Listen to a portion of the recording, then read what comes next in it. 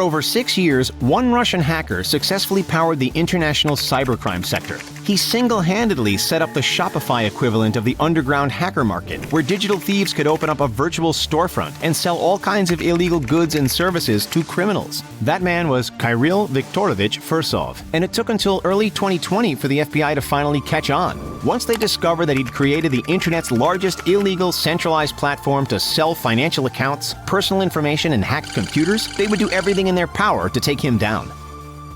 As technology has continued to evolve and thrive into the 21st century, savvy hackers have continued to thrive with it. While we've witnessed a number of cyber attacks in recent years, the Nintendo hacker, the antics of Kevin Mitnick, and the 80 million cyber heist from the Bank of Bangladesh, just to name a few, perhaps none were as streamlined, developed, and scalable as the criminal platform created by Kirill Viktorovich Fursov. Fursov is a 28-year-old from Krasnodar, Russia, who studied at the Moscow Border Institute, a division of the Russian Federal Security Service. With this experience under his belt, he designed a software that acted as a platform for over 24,000 online shops to operate, many of which sold stolen information, effectively forming an underground digital black market. As of March of 2020, these digital storefronts had generated more than $17 million in combined sales since the platform's inception in 2013. And neither the growth nor the revenue appeared to be slowing down anytime soon. The FBI was calling it the largest centralized platform on the internet. If they could break that platform down, the achievement would have been considered a significant step in reducing stolen data use to victimize individuals and businesses in the United States and abroad. There was no doubt about it. Once it popped up on their radar, the FBI was determined to take it down. Make no mistake, Fursov knew what he was doing. He wasn't just some kid writing code in his grandma's basement. He was a cyber hacking genius, a highly experienced and highly skilled cyber nut who wasn't afraid to gloat about it. Fursov didn't shy away from his talents, and on multiple occasions even released tweets about competing and winning several Capture the Flag hacking competitions, including the 2016 and 2017 Capture the Flag challenges at Positive Hack Days, an annual security conference held in Moscow. The growth of Fursov's reputation as a security researcher and developer can also be traced back to his discovery of a number of serious security flaws in Telegram, the cross-platform messaging application. Using his talents to his advantage, Kirill Fursov whipped up the Amazon or eBay equivalent of the dark web. But what exactly was it and how did it all work? Allow us to explain. The underground platform was known as Deer.io, or let's just call it Deer for short. It was the top market for stolen accounts, a place where sick-minded crooks could buy and sell the credentials of innocent people's stolen accounts, which had been siphoned from viruses and malware. The hacked accounts spanned video streaming services like Netflix and Hulu, gaming sites, and social media platforms like Facebook, Twitter, and VKontakte, a Russian social media service. If you try to type Deer.io into your web browser, you'll get nothing more than an FBI message stating that this site has been seized by the Federal Bureau of Investigation in accordance with a seizure warrant obtained by the U.S. Attorney's Office for the Southern District of California. But if you logged in during its heyday, even as recently as March of 2020, it looked something like this.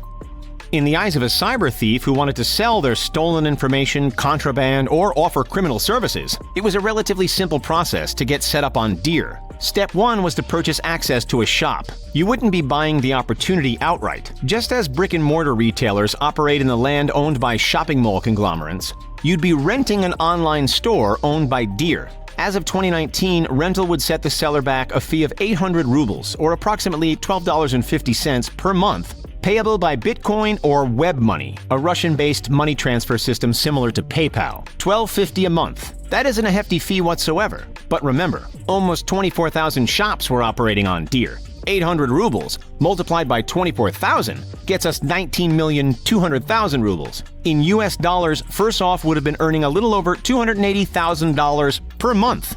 Once the seller gained access to the Deer platform, the site provided an automated setup wizard which would instruct its sellers how to easily upload the products and services that they wanted to distribute, many of which, remember, had questionable legality.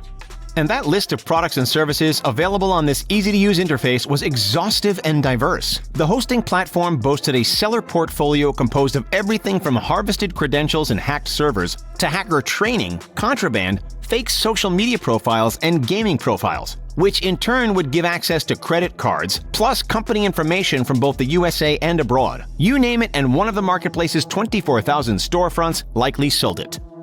What about purchasing? Buying was even easier than selling. Just as you'd log on to Amazon and search for whatever product you were after, a cybercriminal would do the same thing on Deer. They could open a web browser to navigate the Deer website and then use the search function to zero in on whatever morally ambiguous information or product that they wanted. They could search for hacked accounts from specific companies or filter personal information based on the country of origin. Want to buy a stolen social media account of an American? Easy, just search it. Hoping to gain access to the financial account of a multinational company? Just search it. Deer was taking the black market, digitalizing it, and simplifying it to a level that even criminals with minuscule IQs could understand. But how'd they actually pay for this stuff without getting caught? What goes hand in hand with cybercrime and illegal online transactions? Untraceable cryptocurrency, of course.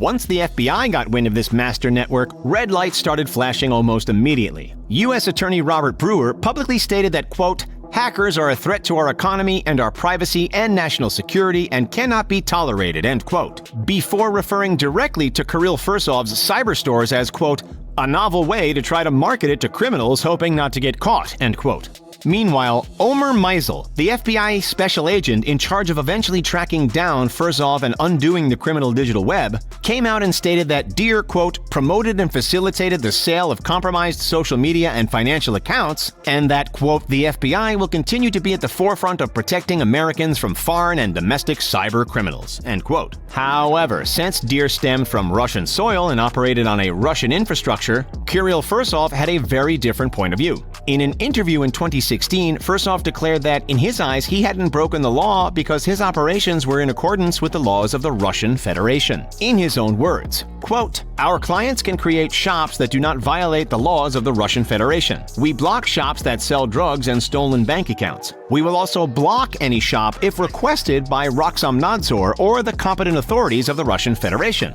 However, regardless of what he thought, and regardless of Russian governance, Fursov had built an empire that had stolen countless pieces of classified information from American companies and individuals. And the FBI was not going to sit back and watch their nation continue to be exploited. Even though it took until 2020 for significant investigation headwinds to be made, Deer's first exposure to the public limelight was actually way back in 2016, when a Digital Shadows report, which has since been removed, exposed it as a haven for cybercrime activity. This would prove to be one of the first blips on the FBI's radar. That same 2016 document suggested that the reporter sent a message to the Deer admin, believed to have been Fursov, specifically asking about the selling of hacked data. Not only did Fursov intentionally avoid the question, but also boasted about his Russian identity, using it as justification to keep the online shops active. A famous hacker known as Tessa88 used a shop to sell user data hacked from MySpace and LinkedIn. This only intensified the spotlight. Even though Deer had been on the FBI's watch list for years, it wasn't until early 2020 when they launched their first major strike.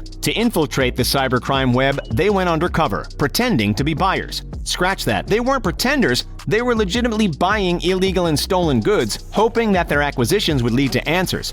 The first secret FBI purchase happened on March 4th, 2020. For less than $20 worth of Bitcoin, they acquired approximately 1,100 gamer accounts from the Deer store called accountsmarket.deer.is. Out of the 1,100, they discovered that 249 belonged to the same company, which the FBI then questioned, hoping to gain information about what was and was not possible to achieve with a hacked account.